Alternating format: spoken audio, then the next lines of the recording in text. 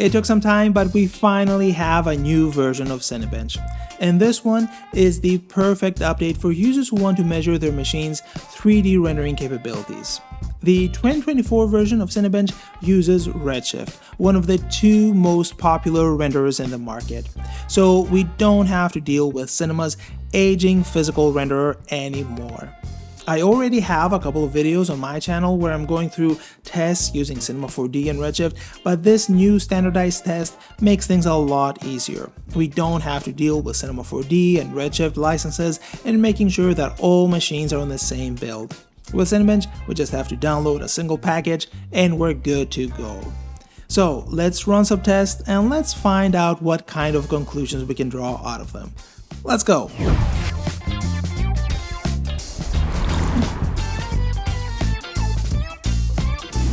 The good thing with this new version of Cinebench is the fact that we can test the rendering performance of not only the GPU, but the CPU as well.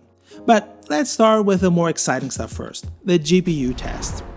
If you've seen some of my previous videos, you already know that Apple's M-series chips don't perform that well in this task. The GPU cores are good enough, but they can't compare with any of NVIDIA's offerings. So let's first see how the M1 and M2 Ultra compare to NVIDIA's latest and greatest card, the 4090. NVIDIA's 4090 is almost 4 times faster than the M2 Ultra. Granted, this is not the fully spec'd out M2 Ultra.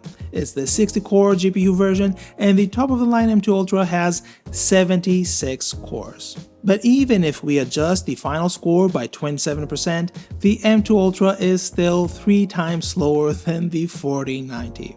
That is quite a big difference, especially considering the huge premium we have to pay to upgrade to the fully spec'd out M2. Going from 60 GPU cores to 76 requires an extra $1,000. And in Europe, it's an even bigger premium. In Greece, for example, it's 1,170 euro, which roughly equates to 1,270 US dollars. These premium prices add up very quickly, especially if we want to also upgrade memory and storage. Going from 64 gigabytes to 128 is another 1,000 euros, 940 to be exact. And going from 1 terabyte to 2 terabytes of storage is another 470 euros. That's 2,580 euros extra, which is approximately what a second 4090 card costs. And with two 4090s, we have an incredible amount of rendering power. That setup is 5 times faster than the top-of-the-line M2 Ultra. So if someone was willing to spend the same amount of money as the M2 Ultra Mac Studio, they would end up with a machine that is 5 times faster. That is insane. And if we wanted to save up some money and get only one 4090, we would end up with a machine that is not only cheaper, but also faster than the Mac Studio, by 3 times. We can also reduce the PC budget even further and still manage to get a faster rendering machine. An NVIDIA 3070 or 3090 is still faster than the top-of-the-line M2 Ultra. For example, the 3090 is around 1.8 times faster than the M2 Ultra. And the 3070, which we can get for just 500 euro, is still 1.2 times faster than the higher spec M2 Ultra. So, if you deal with 3D work, buying a Mac is not the best value for money. Don't get me wrong, the M2 machines are still super capable, and there's a lot of 3D work that doesn't revolve around look development and rendering.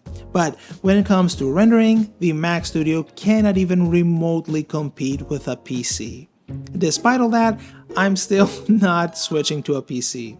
I like macOS and I also rely on Mac-specific programs, but it's getting really hard to justify the ridiculous price tag.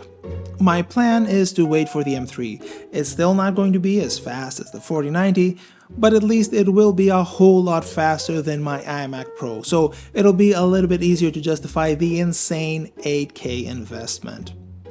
And all that is with a top-of-the-line Mac. If we go with the middle of the road Mac Studio, the performance to price ratio is worse since we still have to pay around $6K for the Mac. So if you're a Mac only studio and you want to build a small render farm, the amount of investment required is mind-boggling. There's no way for us to get PC levels of performance without having to spend a fortune. A top-of-the-line PC with 3 GPUs will cost around $14K, and the Cinebench performance is going to be through the roof. In order to reach that kind of performance on a Mac, we would have to buy 8 fully spec'd out Mac Studios. That's 60,000 euros in total. That is a ridiculous amount of money, especially knowing that we can get the same type of performance at a fraction of the cost. 60,000 euros compared to 14,000 euros. It's not even close. I'm really hoping that the M3 will provide us with some huge speed improvements, but realistically I don't think we'll see anything more than a 40% improvement. And that's the best case scenario. So even with the M3, the Mac will still lag behind compared to a PC with an NVIDIA card. But let's forget about the GPUs for now and let's check the CPU performance. Can the Macs perform better in rendering if they use their super optimized CPUs? It's a question I get a lot in my videos, and the short answer is no. A CPU cannot compete with a GPU no matter how performant it might be. GPUs are optimized to do specific tasks really well, and rendering is one of them. Because GPUs can have a lot of cores in them, and because they can process chunks of data in parallel, they can be much faster than any CPU. So even if the M2 CPU was 2 or 3 times faster than any other CPU out there, it would still be slower than even a mid-range NVIDIA GPU. And the Cinebench test shows that quite well. The test uses the same scene and same settings for the CPU and GPU test, so we can easily compare the two. The M2 Ultra's GPU, for example, is 4 times faster than its CPU. And the same applies for the M1. So using the CPU to render things out won't make things any faster. If we want to finish our renders faster, we have to use a GPU. Now, here's one thing to keep in mind. In order for us to get a full picture of the rendering performance of any computer, we have to use more than just one scene in our testing. And that's because the features used in a scene, for example subsurface scattering, might perform differently on different setups. For example, in one of my previous tests, a scene of mine was rendered on my iMac as fast as the top-of-the-line M1 Ultra.